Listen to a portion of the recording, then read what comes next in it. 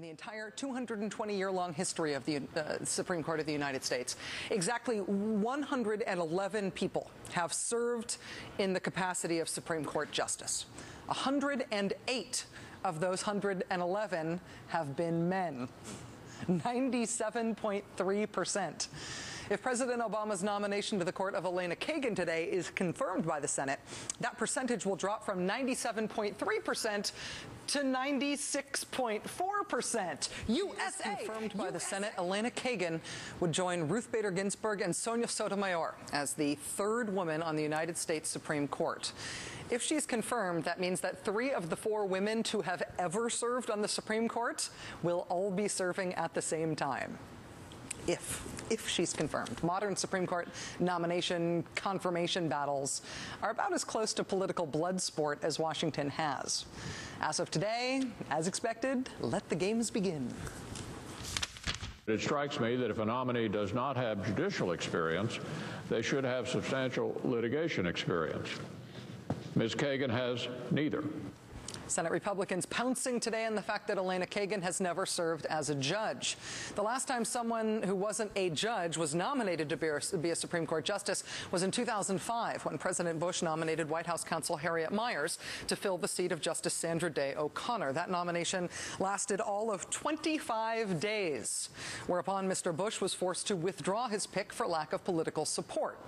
The relevant comparison between Harriet Miers and Elena Kagan is not actually about judicial qualifications.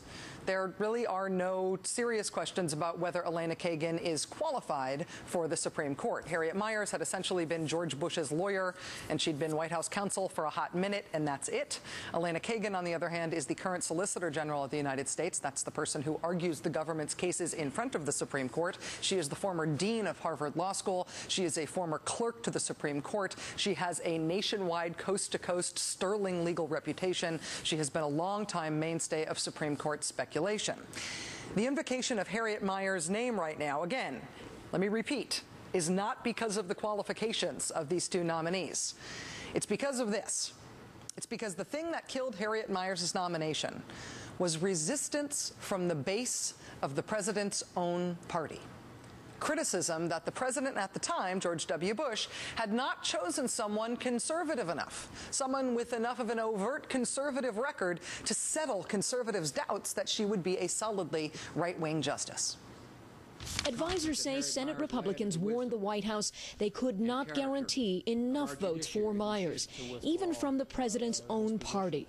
I hope we can all kind of step back. The president can regroup. I think the president, will go back to his original criteria, which is to appoint a conservative to the court. The idea that we now have to roll the dice and wait a number of years to find out if this one works out when it isn't necessary is, I guess, the big bugaboo with me. It is baffling that the president would have passed over that group of people to pick someone who is such an uncertain quantity. Such an uncertain quantity. And so the Harriet Miers nomination was withdrawn, not because of liberals, but because of conservatives. And conservatives were then delighted that the very on-the-record doctrinaire conservative Samuel Alito was nominated for that seat instead. There is no mirror between right and left in this country. There is no liberal equivalent to the conservative movement's level of organization and funding and influence on party politics. But in considering a replacement for the justice who was the court's liberal anchor, with a Democratic president, with a 59-seat Democratic majority in the United States Senate, will liberals, with whatever organization they can muster, be satisfied with a nominee whose credentials as a liberal aren't so much evident in her record as they are expected to be a matter of faith? In a moment, we will hear from Lawrence Lessig, a longtime friend of Elena Kagan, a hugely respected legal scholar in his own right, and a strong supporter of Ms. Kagan's nomination. But first, we will hear from Salon.com columnist and constitutional lawyer Glenton Greenwald, who has been a strong critic of Elena Kagan's nomination. A month before this nomination was announced, Mr. Greenwald wrote a piece on Salon.com called "The Case Against Elena Kagan," which has cast a glow over much of the discussion of this nomination in its early stages. Glenn, thank you very much for coming on the show tonight. It's good to see you. Good to see you, Rachel. Is your main concern with Elena Kagan's nomination that there is not enough in her record to satisfy you that she would be a liberal voice on the court, or are there overt things that are in her record that you think are illiberal? It's both. It's certainly more the former than the latter. And I wouldn't even put it as so much as there's not enough in her record for us to know that she'd be a liberal justice.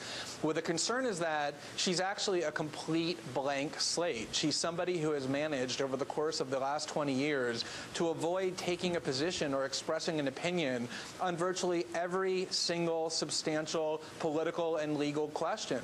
And so for any rational citizen to want to assess the appropriateness of putting her on the court to replace Justice Stevens, there's really absolutely nothing that a person can look to know what kind of judge she can be. There are troubling things in her record, things she said that ought to be questioned about her belief in executive power, her praise for Bush Justice Department lawyers who sanctioned the illegal warrantless eavesdropping program, the utter lack of diversity of her hiring record at Harvard Law School.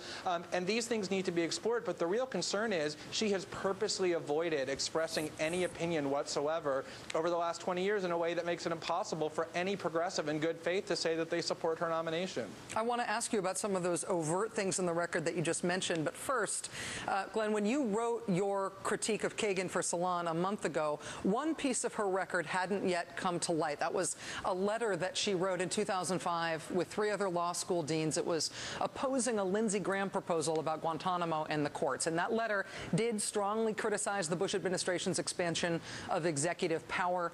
That's just come out in the last few days. Does that letter, the existence of that letter, leaven your concerns about her at all? I think that's a positive sign. I mean, there are little snippets that you can sort of glean from her past that are both concerning and encouraging.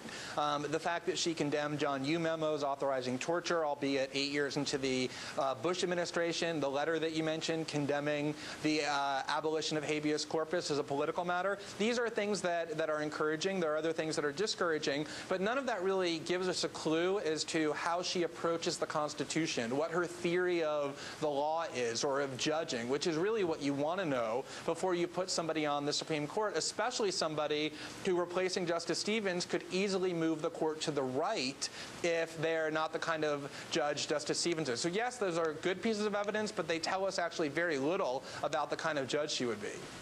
Glenn, one of the things that you have written about, and I think that other people from the left have criticized about Elena Kagan's record, is a discussion that she had during her Solicitor General confirmation hearing with Lindsey Graham. And they were talking about indefinite detention, as you mentioned, the government's right to pick up anybody anywhere in the world, hold them indefinitely without trial. She essentially agreed with Senator Graham when he was expressing his own views about that. Is it possible that in that discussion she was essentially saying what her view was of current law? Not necessarily expressing her opinion that she thought it was, that law was constitutional, or that she thought it was good policy? No, that's what Kagan defenders have said about that exchange. And it's interesting because the New York Times described that confirmation hearing as when she was confirmed as Solicitor General. They said Republican senators lavished her with every bit as much praise as Democratic senators did. And the reason is because of the types of colloquies that you just referenced. When she was talking to Senator Graham, part of what she was doing was stating the current state of the law. But she went much beyond that. She actually said that the entire world is a battlefield in the war on terror, not just the places where there's armed conflict or where Congress has authorized the use of force. And that it's not just people engaged in hostilities against the United States, but even people much more distantly connected to terrorists, people who finance terrorism or who give material support, who we can hold as enemy combatants as well. That's nothing that the Supreme Court has said. That is not the state of the law. That is something that she said when answering Lindsey Graham that she believed to be true. And that really is a core precept of the Bush-Cheney approach to terrorism that served as an anchor for so much of the radicalism of the last decade. Again, that is not a perfect insight into what she thinks, but it's something that is a little snippet that certainly ought to be of concern to people who oppose the Bush approach to terrorism. Salon.com columnist, former constitutional lawyer himself, Glenn Greenwald, whose criticism early on of the potential and now current Elena Kagan nomination has been a real focus for people in terms of sorting out her record and what's worthy of discussion about it. Glenn, thank you very much, as always, for your insight. It's good to have you on the show. Thanks, Rachel. And then there is the case in favor of So Elena as Kagan. we're on the subject of Kagan, moving slightly away from the subject of Miranda, Jonathan Turley has concerns. In my layman's way, I have concerns. Do you have concerns about this nomination? Well, we don't know much about her, Keith. That's the thing. She's not. I think it's good we're not having another judge appointed. Some of the greatest justices we've had have not had prior judicial experience. I think that brings a fresh view into the court. She's obviously bright. She has a progressive background. Yeah, there's some things she's done. Really, I think, though, in an institutional sense, we don't know what her personal feelings are on some of these things she's done when working within an institutional context. So I'm actually a little encouraged. I like her smarts, if you will, that somebody can get in there and tangle with a Scalia and maybe move a centrist like Kennedy around a little bit and move the court in a direction I think is healthy. John Dean, Nixon White House counsel, columnist for FindLaw.com more recently. Great, thanks, John. Have a good night. Thank you, Keith.